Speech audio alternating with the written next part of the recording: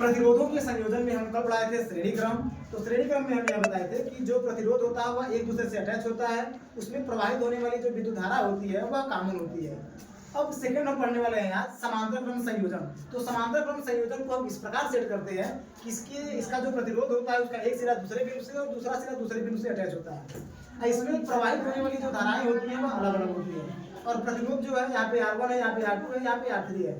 जहाँ पे R1 प्रतिरोध है इसमें I1 धारा प्रवाहित हो रही है, जहाँ R2 प्रतिरोध है वहाँ पे I2 विद्युत धारा प्रवाहित हो रही है और जहाँ पे प्रतिरोध R3 है वहाँ पे विद्युत धारा I3 प्रवाहित हो रही है और सबके सिरों के मध्य जो उत्पन्न विभवांतर होता है वो V होता है।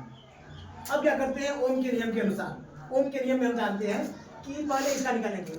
I1 यहाँ पे विरोध है तो I1 बराबर हो जाएगा V/R1 हो जाएगा, I2 बराबर हो जाएगा V/R2 हो जाएगा और I3 बराबर हो जाएगा V/R3। तो तीनों में जो विभवांतर होता है वो कॉमन होता है। समीकरण फर्स्ट सेकंड थोड़ा मान लेते हैं।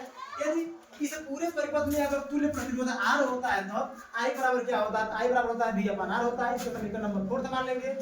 यदि इस पूरे परिपथ में अगर कुल जो विद्युत धारा प्रवाहित हो रही है अगर I हो तब क्या होगा, तो I बराबर हो जाएगा I1 + I2 + I3 हो जाएगा।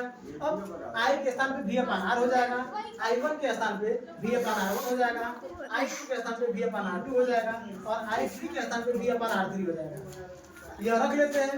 अब हम देखते हैं कि तीनों में V जो है वह कॉमन होता है तो V को हम बाहर निकाल लेते हैं। तो यह हो जाएगा V/R हो जाएगा, यहाँ पे हो जाएगा 1/R1, वहाँ पे 1/R2 हो जाएगा, यहाँ पे 1/R3 हो जाएगा। V से V को हम डिवाइड कर लेते हैं तो यहाँ पे बचता है 1/R। तो 1/R इक्वल हो जाएगा 1/R1 + 1/R2 + 1/R3 होता है। यही आपका समांतर क्रम या पार्थक्रम संयोजन कहलाता है।